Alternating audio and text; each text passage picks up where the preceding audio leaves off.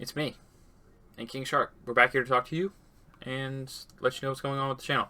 So as you can tell by the mess around me, I'm doing things. I'm going back to North Carolina to work for the summer, which means I won't be home at my glorious computer setup. So things are going to be a little different. Editing may change again because we're stupid around here. Hopefully not, though. Hopefully you guys won't notice the difference in quality. The picture will change on the podcast. We will go back to doing 4 different boxes with our new OBS look. But we're going to try to get back to doing 3 videos a week. So your normal podcast, we may do breakouts of that. We're not sure. We've been kind of discussing it behind closed doors. Not closed doors, you know what I mean, just off camera. Thinking about doing a Young Justice / Harley Quinn episode by episode review summary, just me rant and rave about it type thing in preparation for season 4, which will hopefully come this year. If not, we'll do it slowly. So we're gonna do that style of animation thing, and then we want to keep doing Invincible reactions for right now. So we've missed obviously 4 and 5. We're gonna try and record one tomorrow after I get all my homework done, and then get it up probably Monday. And then we're gonna try and do trailer reactions different. So instead of doing them within the podcast, we will record a separate video with whoever's around to do them that night, and then get them up. So it'll be like a 20-minute video ish, probably 10 to 15 for the most part. And we're gonna try and do Superman and Lois, or I will try and do my solo Superman and Lois reacts when that starts back up in May. But these are all attempts. You're gonna keep seeing the podcast. You'll probably see an additional reaction video every week. Hopefully 2 more. We'll see though. So, but yeah, we had a lot of fun recording this episode of the podcast, which is about all the fallout from the journalism this week through the Snyder Cut, and we talked about some rumors going on with Deadpool over at Marvel, which was a lot of fun to talk about, and we got into the banger of the Falcon and Winter Soldier episode. So enjoy the conversation. We had a great time recording this. Like the video, comment your thoughts down below, subscribe, turn notifications on. Matt will come find you. He hasn't been on the podcast in weeks, but he'll come find you and tell you to turn notifications on. Enjoy. See you around. Hey guys, welcome back to the Joey Plays Games podcast. This is episode 12. I checked the number before we started recording. Somebody be proud of me. Okay.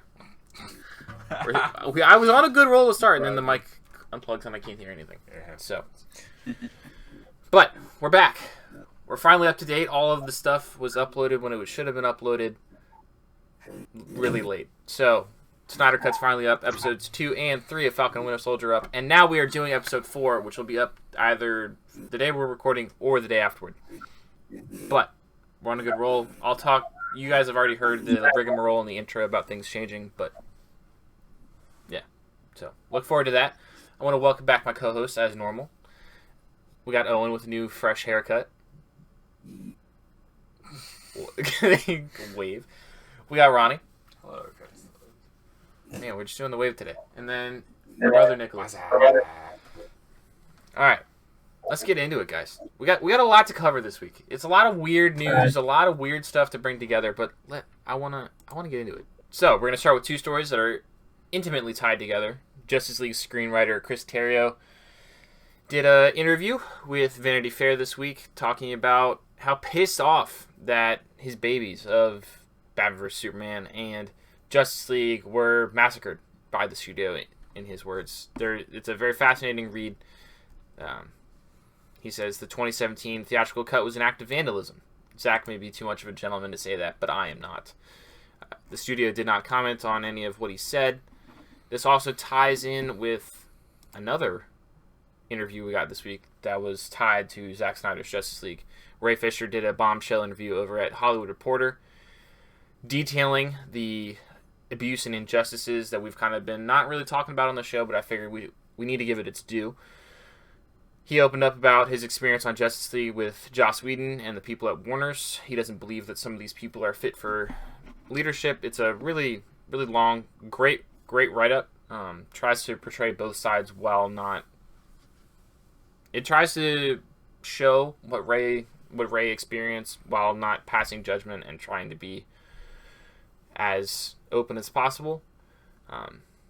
The big thing I want to take away from both of these is that Warner Brothers did not decide they wanted to comment, which leads into our rumor that we've tied in with this is over from We Got This Covered, Mikey Sutton. Mikey Sutton just reports things. So we're just going to... We don't know if he's accurate or not. Apparently his accuracy has gone down in recent years. And maybe he's a little crazy, but, it's more fun to talk about. So, apparently, with all of this Restore the Snyderverse that we got going on Twitter, Deathstroke HBO Max was trending earlier this week. Apparently, Dwayne Johnson is the fighting force for the fans over behind the scenes at Warner Brothers. The folks, heads at AT&T are like, we can't turn this guy down. He's money. He's just walking money. So apparently he's the leading force, and according to Mikey Sutton, quote, in the end, will AT&T allow Warner Media to tell The Rock he can't do this? They can't. The Rock is cash, and this is worth billions. So I want to throw that back to everyone's to discuss. What do we think of this? Is this the fallout we really expected from Zack Snyder's Justice League being released? I want to throw it to Ronnie first because it sounds like Ronnie's got something to say. No, I did not expect all of this to happen, Joe, but I'm very glad it's happening. I don't know. I feel like DC, we've gone over time and time again about how they're kind of all over the place. And when I watched Zack Snyder's Justice League, it kind of felt like, at least for the first time in the DC cinematic extended universe, it felt like there was something there, something that DC could actually do and make their own story, at least in terms of film. Yeah. And having seen what that could be like, I wanted the Snyderverse to be restored so bad too. But for a long time, it just felt like that wasn't going to happen until I started hearing stories about The Rock and his relationship with Henry Cavill and his fight for restoring the Snyderverse as well. And so, I'm just excited. Hopefully, this is something that can come out, with the fans getting what they want at the end of it, or at least some iteration of that, and Rock being that voice for the fans. Because I feel like a lot of times in Hollywood, when there is these big clash between corporate companies, businesses, it's usually some actor or someone who speaks for the fans that helps get us through this. I feel like a similar situation can come to mind when we think of Tom Holland and how he played a hand in helping the executives post Far From Home decide on keeping him for more Marvel productions, right? That happened, right? Yeah, supposedly. Yes. So I hope that we can have a similar outcome with Rock in this, seeing as he is much bigger than Tom Holland at the very least, a very big influential star in Hollywood, and seeing his relationship with the company, hopefully he can help all of us out. So to me, this is like a glimmer of hope, which makes me really excited because this is something I really care about. What say you, Owen? You and Nick weren't as hot coming out of the Snyder Cut. Do you think this is just a bunch of fans and good reporting going on, or do you think there's something really going on behind the scenes right now? I didn't expect that this would happen from that. I knew there would be a big fan movement, probably oh yeah, you should store this, and it could get Snyder some momentum to able to fix this stuff. And all this seems like it's just kind of weird, It's you totally down for this to the DC movie's good, Okay. Nick, what do you think? I like DC dudes. I think it's telling that DC has no idea what they're doing, going in one direction, pausing that pause, giving them another option, them now declining that option. So it's just, as Ray put it, some of these people aren't really fit for leadership. They don't seem to be able to either stick to their guns and just be like, okay, we're going to do it. We're pulling it. We're going to cut everything we have in right now, or we're going to go with Snyder. Or they're going to be like, no, we're not doing Snyder, and then we wouldn't be hearing these rumors. So, yeah, I think he put it the best of some of these people aren't really sure what they aren't the best to tell them to guide this universe forward. Yeah. For me, I'm glad this reporting's coming out. This is something that the fans have kind of been talking about for a long time, that when the original cut of Justice League came out, something just didn't feel right. And granted, most of the reaction around BVS in the circles that are positive for Snyder Cut really love that. But to hear Chris Terrio come out and say there's still like a half hour of that movie that's missing, and to hear reports coming out in the past couple days that there's 15 to 20 minutes of the Zack Snyder Cut that's still missing some footage, which explains all the reports we've been getting about the Green Lantern that was supposed to pop up, and there's still some things. So I'm not really sure if The Rock's pushing for it behind the scenes. It would make sense if he is, because he and Henry Cavill have been tight for years, and they've been wanting to do a Black Adam and Superman crossover thing, and that's kind of been shifted around all sorts of different ways. And I think it's either The Rock's ex-wife or his current wife is the agent for Henry Cavill. So it wouldn't surprise me if this is what's going on. I think it just sums up what's going on over at DC for a long time of they have no idea what's going on, and the people that got the money are pushing things in certain directions, and sometimes the people with money are smart, and sometimes they're dumb. So Mainly dumb in this case. Yeah. So I want to move on to a more positive topic. Star Wars: The Bad Batch is reportedly going to have at least 14 episodes over at comicbook.com. Jamie Jarrock reports this.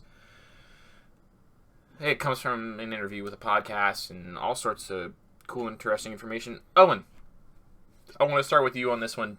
Do you think this is a good length for this? And the quote from Kevin Kiner is, he mentions that at one point he finished scoring episode 14.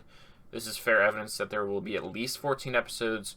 He also seems very excited to a new unspecified character he thinks will be prominent and beloved in the years to come. Perhaps the character Omega, which is supposed to be the last clone. And season 1, in the quote it says season 1, which makes me think there could be more than one season of this. But It's the same team that did Clone Wars, right? I believe so. Let me double check. Just let me look. Let's see. It is still being executive produced by Dave Filoni, Athena Portillo, Brad Rao, and Jennifer Corbett, with Carrie Beck. So most of these people, Filoni, Portillo, Rao, all had ties with Star Wars. Filoni and Portillo worked on Clone Wars and Rebels. Rao worked on Rebels and Resistance. Corbett worked on Resistance. She also was a producer. It appears on NCIS. Carrie Beck was Mandalorian and Rebels. So look, it's a lot of the same people. It may not be the exact same people, but it seems like there's a lot of overlap. Like, is it the same like style as Clone Wars? I mean, yeah, there's some trailers up anthology. if you want to go look on your own time. But yeah, I'm very hyped for this, dude.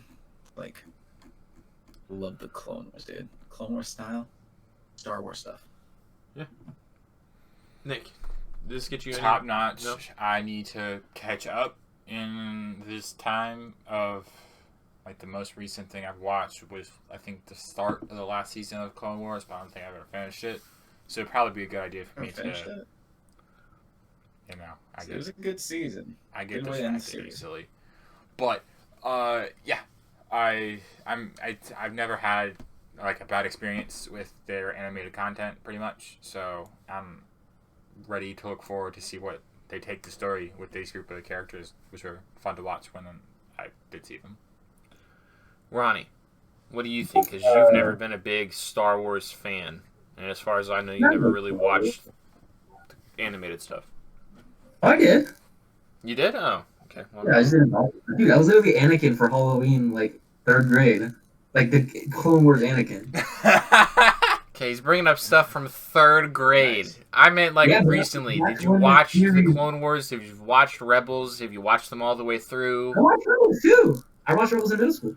Alright, well, I guess I'm just wrong. I never watched Rebels. I even talked about it with you.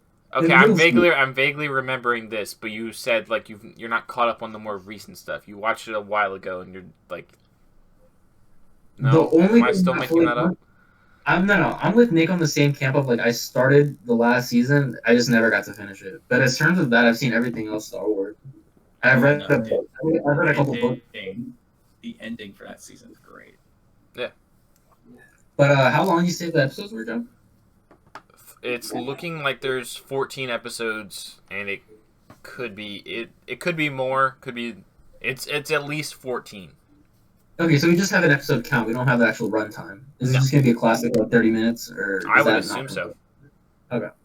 14. I feel like how the last season is, where it's like around more 40-ish. The last season was like a lot longer, I think. No, they were still like 20 minutes. Was it? yeah, Was it? from the beginning. I haven't gone past like the last half. I think at least towards the end of the season, it starts getting a lot longer. Maybe. Perhaps.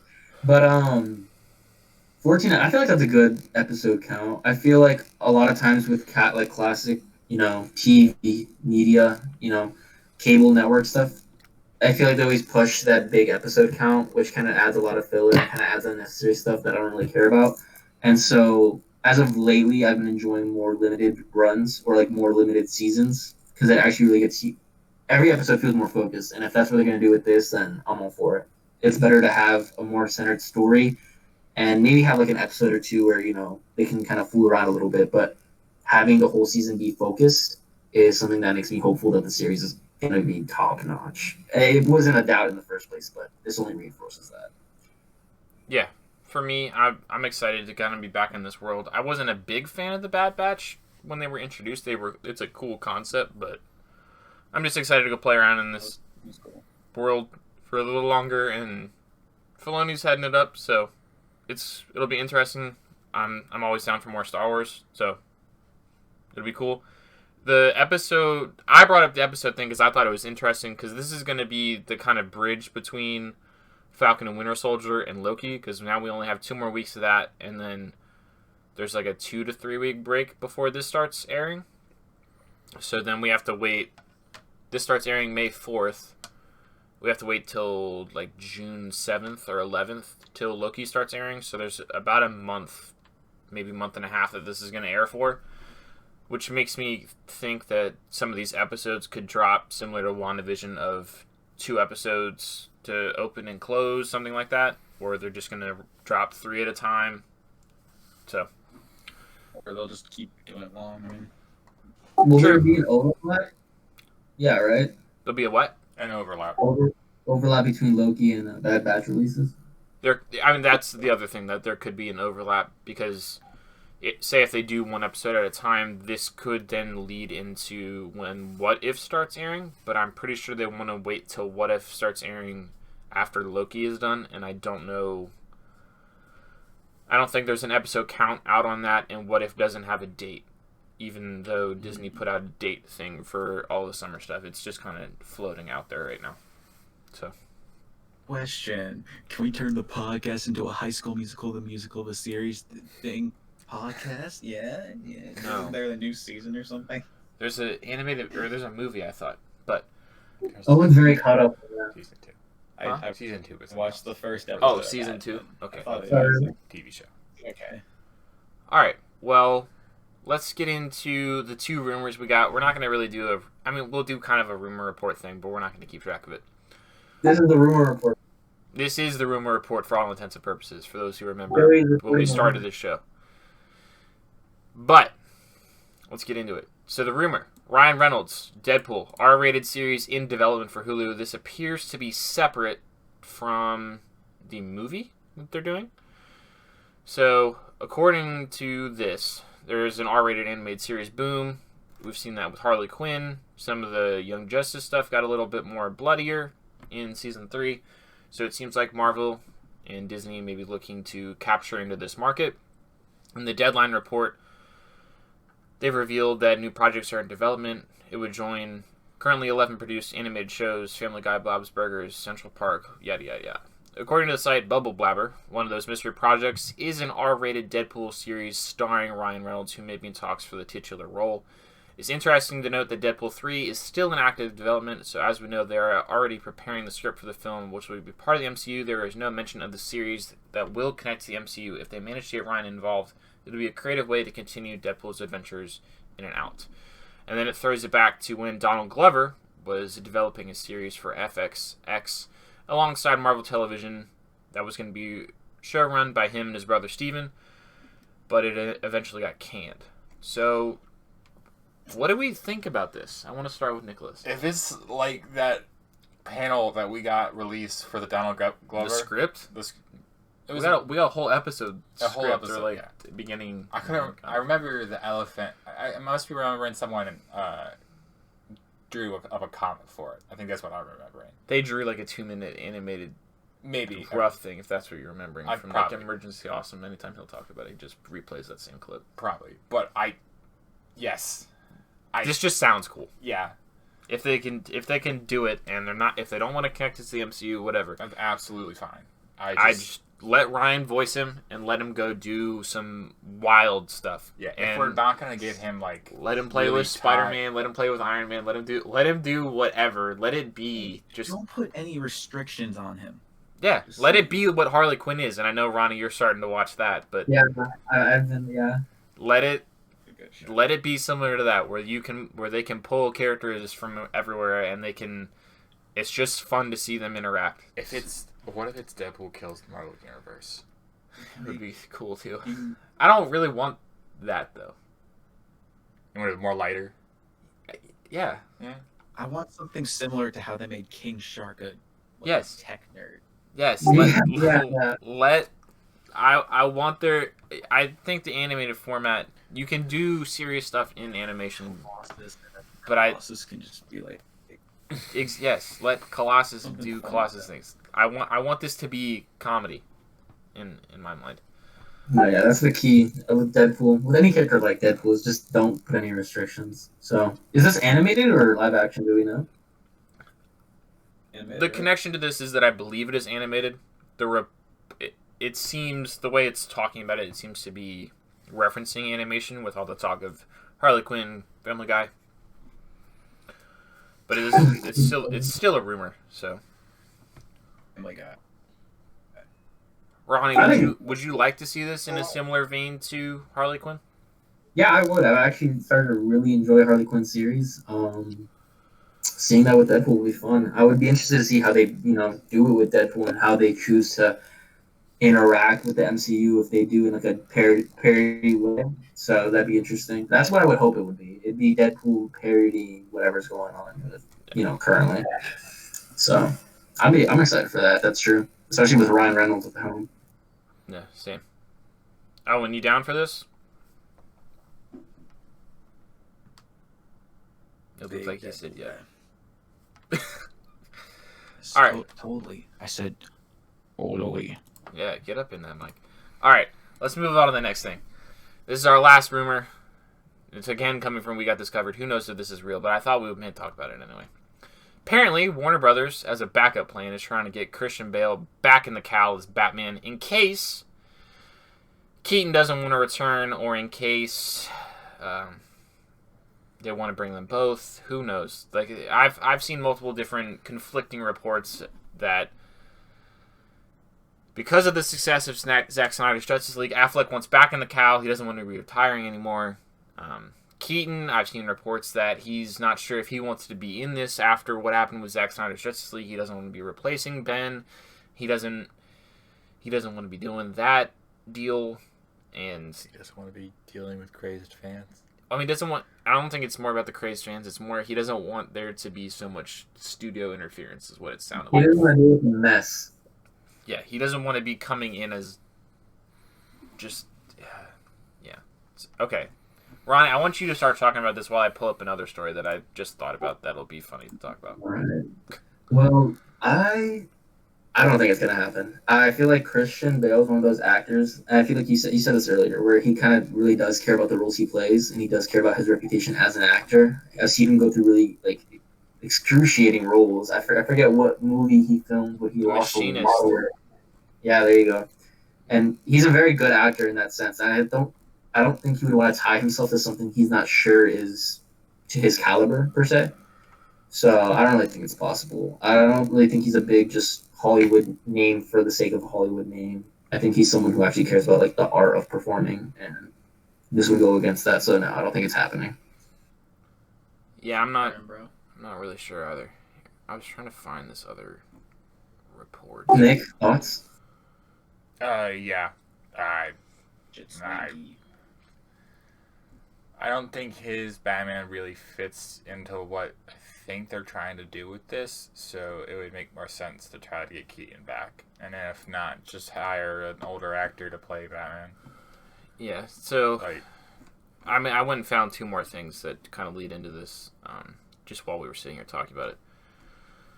Apparently, as I was mentioning, Affleck reportedly only wants to return if Zack is involved.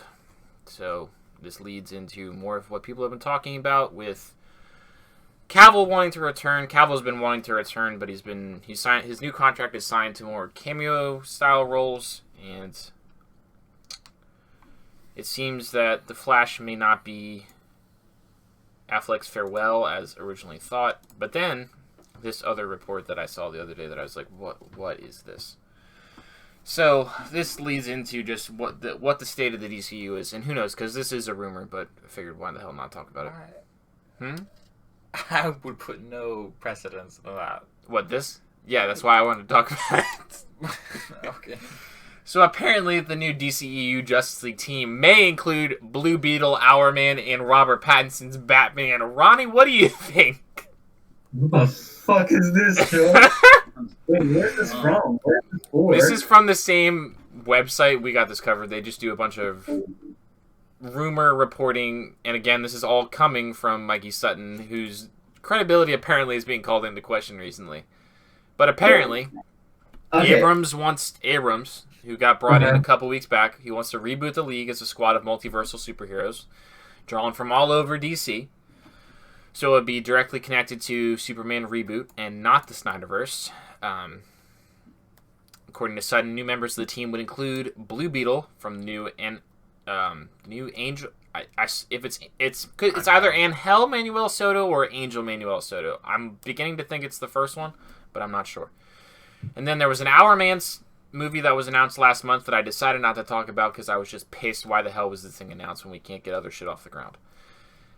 And then we got the Zatanna film that's in, and it's looking like they're trying to put all this shit together, and like I can go find other reports talking about Henry Cavill wanting to be back and all this stuff, so we could go down this hole for days. Alright, so this is how this sounds like it's so bullshit, like it wouldn't happen, but knowing how much of a mess so far is going on with WB and Warner Brothers, just everything for DC, I can see this being true. I can see this being a thought they had, saying yeah, maybe that'll work, and it's just not. It's not. So, on one side, I got something that I actually want, which is the Snyderverse and all that, and then I get that shit show that WB's putting on over here for us, and this is a culmination of that. This is a culmination of what they want. So I can see this happening because I can see them thinking about this and being yeah, maybe this will stick, but no. I want to say it's fake and that it's not true and that no one is thinking about it, but I feel like it's possible. So. Yeah. I'll touch on one last thing before I forgot about including this one story. I would be interested to see if this is real. If this is what their plan is to do a multiverse style thing. It sounds cool enough to me if they can pull it off. Abrams is always the guy to start, not the guy to finish, in my opinion. The first 2 Star Trek movies are good. I enjoyed them for what they were. I enjoyed Force Awakens, but then you hand over the reins and we get into Milky Water. I enjoyed Last Jedi. Most people did not. And then I absolutely hated The Rise of Skywalker. So, we're in a weird place with that. I would be interested because that team sounds cool. Hourman is such a weird character to be pulling in. But you never know, that could be leading into Black Adam and that Justice Society, which is getting ready to shoot. It was supposed to start shooting this week, so we'll be probably seeing pictures of that soon. We already saw a set picture of them building a Thanagarian ship, it looked like. But let's move on to this final story before we talk the Falcon and the Winter Soldier, episode 4. Yes, episode 4. So, this report came up an hour ago. Sinestro is apparently appearing in HBO Max's Green Lantern. And as a quick reminder for those who have forgotten, this series is supposed to be exploring Alan Scott, who is supposed to be gay in this, but it's not referenced in this article. Guy Gardner, Jessica Cruz, Simon Baz, and Bree Jarta, who is an original character made for the series. It's set to start production next week, so the timing of this reveal is quite interesting, as Illuminati has learned that Sinestro will appear in the upcoming series. Yes, that Theol Sinestro will have a role, Warrior of Will. On the casting sheet, he's described as akin to a warrior monk. He talks about how he was originally played by Mark Strong in Ryan Reynolds' Green Lantern film, and he was always around in whatever's going on. So, what do we think about this? Because this is probably this after Peacemaker is the first thing that's up on our HBO Max release board. What do we think? Because we're gonna get Peacemaker January-ish 2022, and then this probably May, June-ish, I would say, from my rough guesstimate. Ronnie, what do you think? Green Lantern show, interesting. I like how they're not going the typical Hal Jordan route. We're gonna see the other Lanterns for once. My theory, they're saving them for a movie, but go ahead. Perhaps. But yeah, it's very interesting seeing Sinestro. When you say monk, do you mean like full on, just like almost akin to the Guardians type monk, or just his own thing? That's the wording in the article. I don't know. I would guess he's just supposed to be this sage, wise person, that he's got more experience being a lantern. That would be my guess, but I don't know.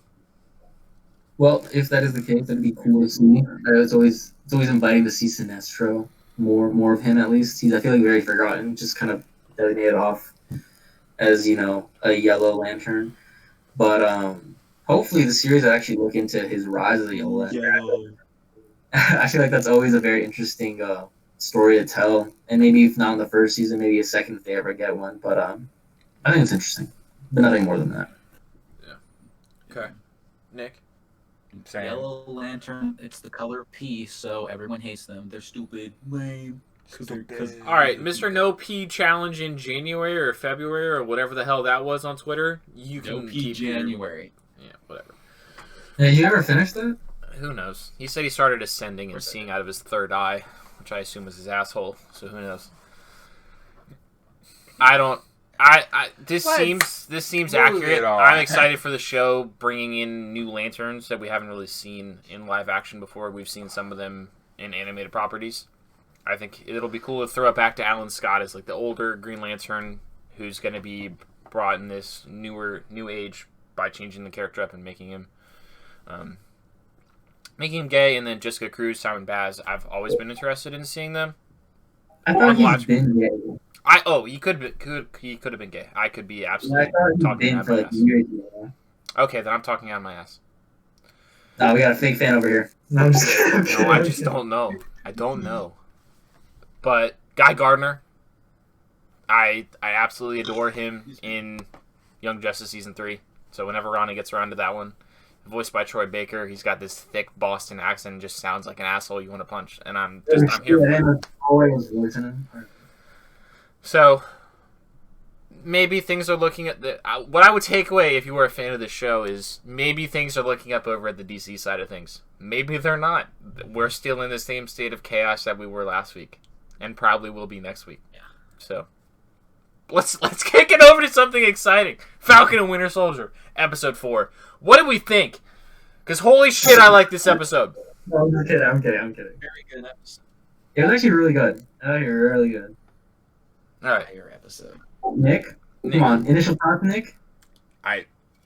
This is what I expected. This is on par with what I thought the show was going to end up being. So, okay.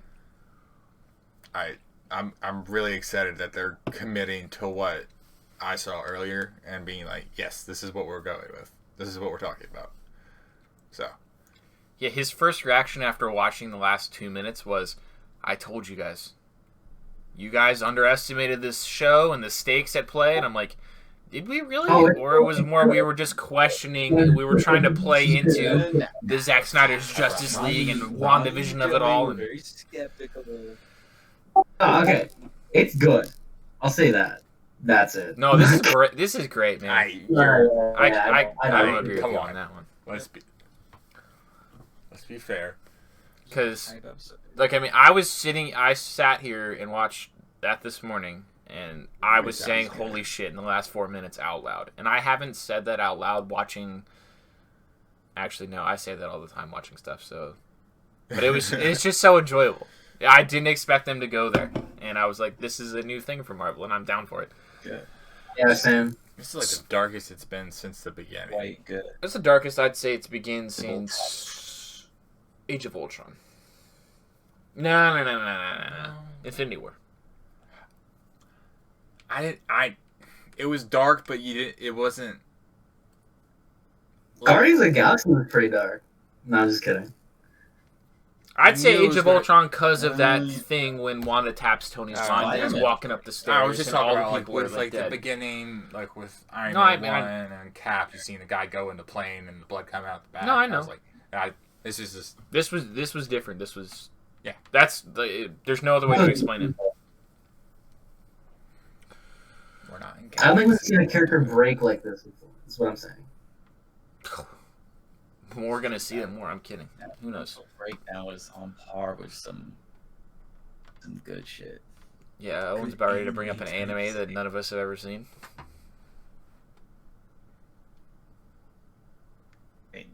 I could. Okay, Owen's all like, I right. could. Do we have any? I want to get into a little bit of plot here. This episode's a long one. It's a juicy one. There's a lot of moments to unpack, but I want, instead of getting into every episode, every little juicy bit of it, I want everyone to go around and pick one moment. We can talk about the same moment more if we want, but it would be preferred to pick a new moment. So Should we save like the big moment for the end? yeah, I feel like, or how about we start with the big moment? I don't know. Do you want to start off? You want to start off strong, or you want to end with the big moment, like so did? Yeah, we'll end with it. Okay, you got some. I would say it was the conversation between Anthony, Falcon, and Carly. Yeah, That conversation was really good because it's like it parallels the intellectualism of Zemo, but it also shows why we like these heroes, because like they have that sympathy where Zemo is just, he has no sympathy for Carly and what she's trying, what she feels like the best path is to accomplish what she wants. Like, he goes in there trying to just talk to her. He had no intention of doing anything else, and how they talk through it, and that gotcha moment he had where he got her to say it, and she's like, "Damn it, that's not who I want. What I want this to be." I enjoyed that. I wanted to add on to that real quick. I feel like that scene really made me. It kind of made me see how Sam is like that envisioned good man that Steve wants him to be, like why he gave him that shield. Sam went in there. He's like, we can talk to her, we can reason with her. She's still a person with a heart. And in contrast, we have John Walker over here who's like, no, let's just go for it. And so seeing that talk, seeing how he humanizes this villain, it felt very Captain America in that moment. So I liked how the show did that for Sam's character. Yeah, this is what, and I love seeing this on Twitter before I really watched the episode, and they talked about, you throw it back to the first Avenger, and that conversation Dr. Erskine has with Steve the night before, and he goes, the serum only makes what's inside more. So good man becomes better, bad becomes worse. And you see that, the full effect, come at the end of this show. But it's like, you see the one side of it where Sam is appealing to Carly's humanity and trying to get her to see the whole picture and being like, I understand where you're coming from, and I understand that there's this very noble thing you're fighting for, but I don't think you're going about it the right way. Let me try and help you. And then you think about when actually, I'll save that for my pick. But there's just a lot of good. I always love good dialogues, sparring type deals, and that's what this felt like. More of that episode, last like 2 minutes of that one WandaVision episode where Scarlet Witch and Vision start fighting, and they do that verbal sparring thing. And it's like I love that. I feed off of it. Owen. Did you got any things you want to say about this moment? No, I think he kind of said everything there is to be said. That. Okay. Do you want to pick the next moment we cover? Yeah, I'll pick the next one. Okay. When fucking Booker's getting his fucking ass beat by the Dora Milaje. Or You got to say it a little louder because all The of Dora us Milaje. because we're all gonna forget. Okay. Dora Milaje. Yeah, that. Yes. I love that you got his ass beat. That was hilarious. No, yeah, it's really good. Well, I mean, hilarious as a Marvel thing can get. It's like a. Yeah, but then you just see him sitting there, sad John Walker. Afterward, he's just about to start crying, and he's like, "They weren't even super soldiers, and I got my ass beat." Yeah, that was good. I feel like we haven't gone to see him get his ass beat, so like that being the first one, and then let alone by the Dora Milaje, it just felt really good to see. But also on top of that, it's just I liked how it showed him kind of divulging in his head more and more about his own pride. Because he thinks himself to be this big, he's the new Captain America. He has 3 medals of honor. He can do whatever. He sacrificed. He put a grenade 4 times. Like that one episode he mentioned. But then he's fighting these people. Yeah, the hat. He's fighting these people and he's not shit. He got his ass beat. Some kind of thing. And I like that a lot. Yeah, and he didn't have the Steve mentality of I can take this all day. Yeah, he sat there defeated. Shield caught in between the spear. Such a tough, the fighting sequence and then the stuff afterward was killer. Yeah, and I just love how it's like Steve and Bucky and Sam were just egging him on. Like, I wouldn't do that if I were you. Oh, okay. You wish it was Sam now, don't you? I mean, you wish it was Bucky now, don't you? Like, yeah, you idiots. Like, but I really enjoyed that. The fight choreography was great, and then the moments that come afterward, stellar. All right, Ronnie, give me your pick.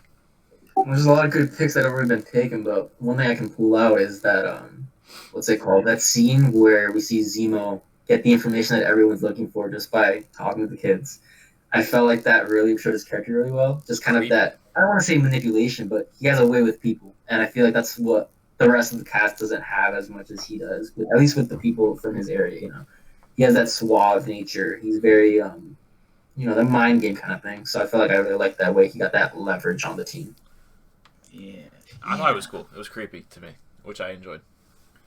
I think it's just so... I don't agree with the people who think what we saw previously was out of character for him.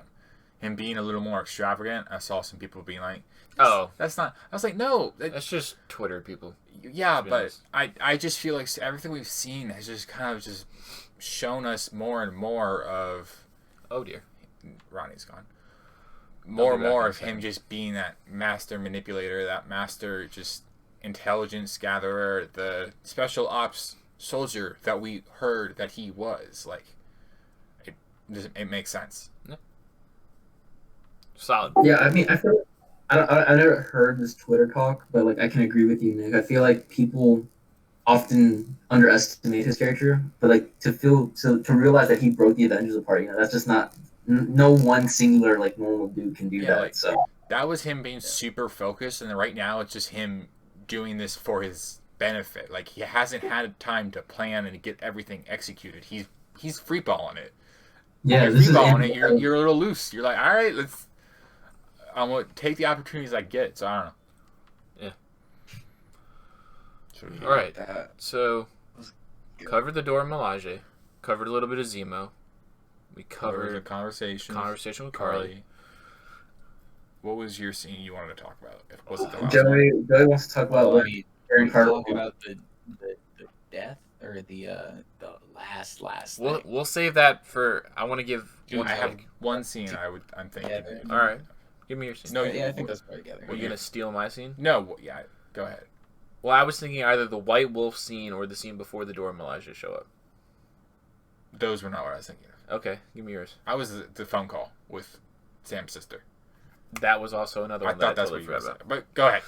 Let's talk now. We'll talk about the phone call between Carly and Sam's sister, because I thought that was a really poignant moment where it felt top tier with the list of superhero villains of like monologuing of like I'm here for it.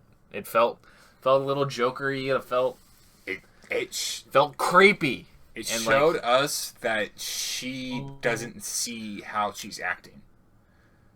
Super soldier serum. Why? I don't know. Do you think Isaiah Bradley's coming back? I'm beginning to think he's not. I don't know, but I would. I'm not gonna lie. I feel like a lot of the things that we said, oh, I hope you don't forget about this, in like the first I two, feel like it's gone. It's gone. Yeah, I don't know because I saw a report today that we're going back to Louisiana the next episode. Okay, so maybe it's not, but maybe not. Like at this point, I want it. I still want it, but if they have to sacrifice it for the overall action scene, story, I think it'll be a scene with him and Sam. And I think it Maybe would fit as well with the story, you know. Yeah, I don't know. Maybe It's just been a threat, you know. Then we'll get back to that. maybe So, it's kind of at the end of the episode or something. I don't know, to show how they've changed from this whole experience. Yeah, it was just. Yeah. Ronnie and I were coming in a little critical first two episodes, and we were a little critical. We should be fair. I was critical, but I still stand by that criticism. Looking back, I enjoy those episodes still, and I did back then too. But I'll say this: those first two episodes, and maybe a little bit of the third. I think the third is when it started kind of getting its own identity. It still felt like just a Marvel movie made into episodes, and it wasn't until like at least I'd say halfway into episode 3, and then the entirety of this episode, that it feels like Falcon and the Winter Soldier has its own identity, like WandaVision did from the start. Fact. So that's where I feel like that criticism that I had for the show is still there. The first two episodes, just like I said, feels like a Marvel movie cut into episodes. It's not until you get here that it actually feels like it has its own soul, its own heart, its own message, and its own everything really. And I feel like WandaVision had that from the start because obviously it's very gimmicky with the whole magic and stuff like that. Yeah. And we didn't have the chance to get that until now, especially with Zemo. Big character, huge character. We didn't get to see him until like episode 3. So yeah. So those criticisms that I had still stand today, like still stand right now. But that doesn't mean that it hasn't gotten better. It did. It got enormously better. And I'm enjoying it a lot more now than I did in the first few episodes. So I feel like I'm all aboard the hype train right now for this. I'm here. Like they've sank their teeth in. They've set up some really cool things that we're now 2 episodes left. I'm like, let's hit the ground running. All right. So out of those 2 scenes, which one do you want to talk about? No. There was we talked about it. Okay. For the most part.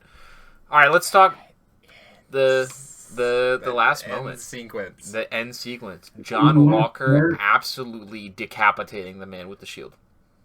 Do we want to start on how it slowly went downhill more and more in that last sequence? Yeah, we start with seeing him take that soldier down, and you were like, oh shit, he did take it, right after the conversation he had with Lamar.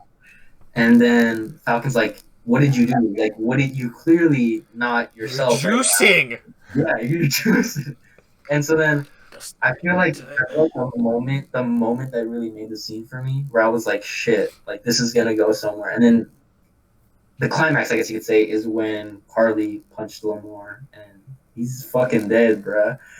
And seeing the way John Walker, props to the actor, his facial reactions during that scene made it really feel like you can see the madness going on in his head at that moment. I feel like you could see that all the way back when the conversation with Carly happened, where it was like this lead up, where you slowly got it in the episode before when they busted that raid, and then you saw it here where he's starting to question of why am I waiting? I should just go. I'm Captain America. Why the hell am I waiting for people who aren't even in charge of me anymore? I just need to go. And then I think the cinematography really played a part into it, because every time we cut between Sam and him, and when that conversation was going on, Sam was steady shot. It was very level and even. But when we cut back to him, it was a Dutch tilt. It was Dutch tilt of just going. It wasn't a stable. And then when we went, most of the time we were cutting back to him, it was uneven. It wasn't seeing him on a level thinking plane. It's a lot of No, yeah. credit to the sound design, the cinematography, and all. It was just Performance, acting, we're really putting good. it together really well. Good. He's the son of two great actors, so it doesn't surprise me. No, yeah, I feel like before this, like we've seen him, like I feel like he played his role well so far, for what he's supposed to be. He's a guy you're But supposed to hate. this scene really made his character shine. I feel like his performance in it, very good, very good. 100%. Yeah. I like how, I don't know if I'm tripping or not, but when Lamar died, we slowly heard like the audio fade a little bit, like right, it was like deafened. Yeah. Yeah. And you start. I like that. It's the muffling sound effect where it's like you can hear the blood, The ringing. pounding and the ringing, and it's just Like it's like a freight train. It just hits. crazy. Good gosh, that whole thing. Like, I'm so glad whoever had the connection to John Wick franchise is in this, because the hand-to-hand fight choreography is great.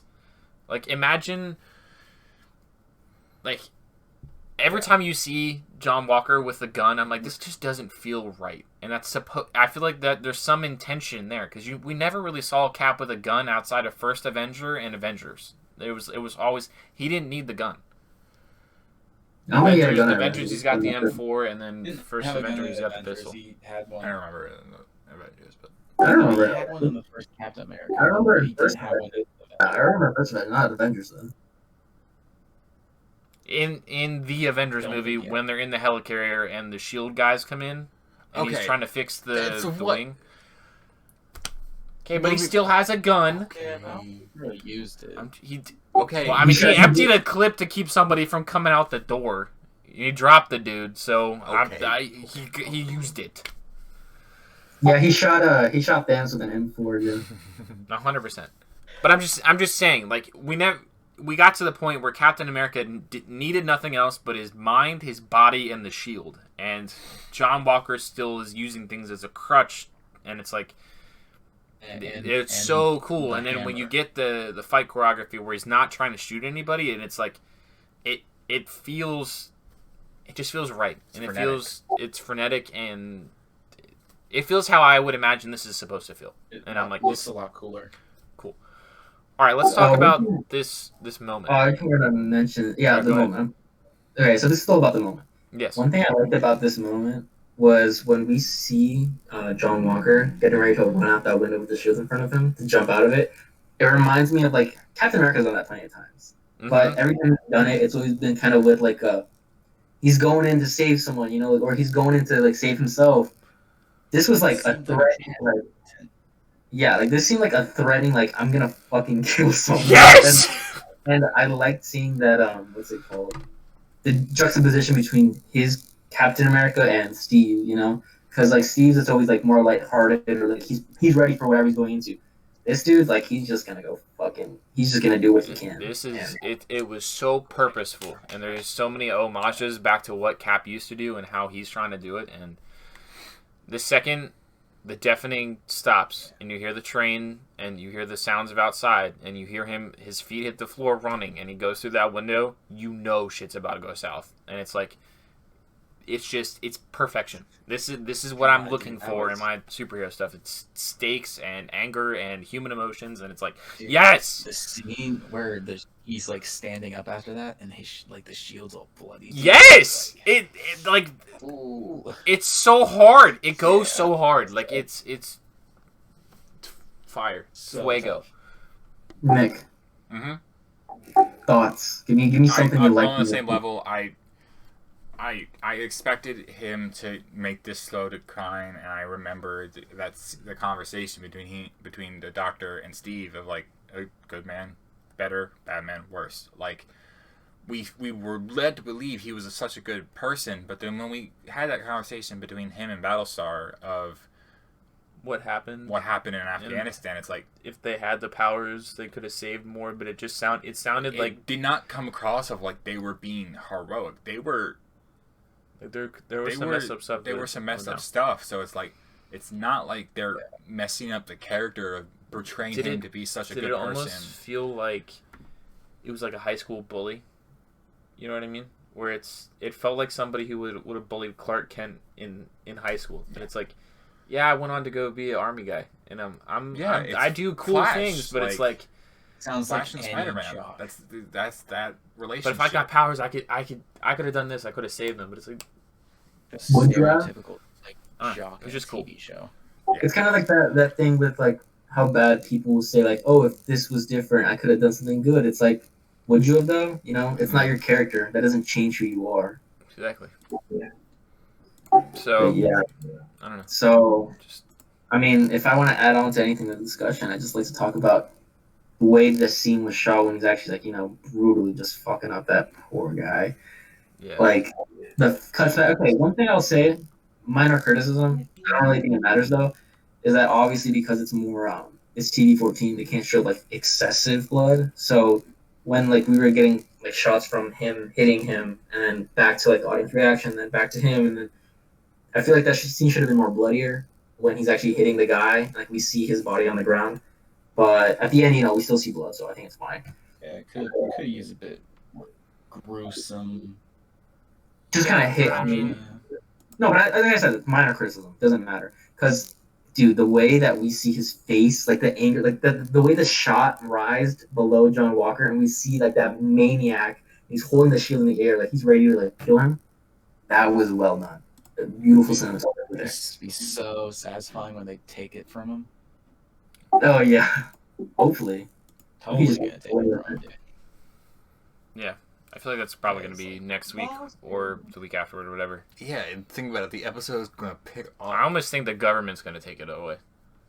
Maybe yeah. Maybe. Because I mean, he was getting filmed, Yeah. like By everyone. murdering that dude. Go back and rewatch that scene too. There's a girl in the background that's filming it, and she's like laughing. Really? It was so unsettling that I'm like, you're watching this. It was unsettling or screaming. I mean, laughing or was it screaming? It looked like laughing, but it could have been just one of those things that I'm You looking think- at you it think and this it is, looked like it was laughing. Do you think this is intentional, or was this an actor breaking? It could have been a little bit of both, but it was just go back if you have time. Go back and rewatch that and go look in the background of who's there, and it was funny.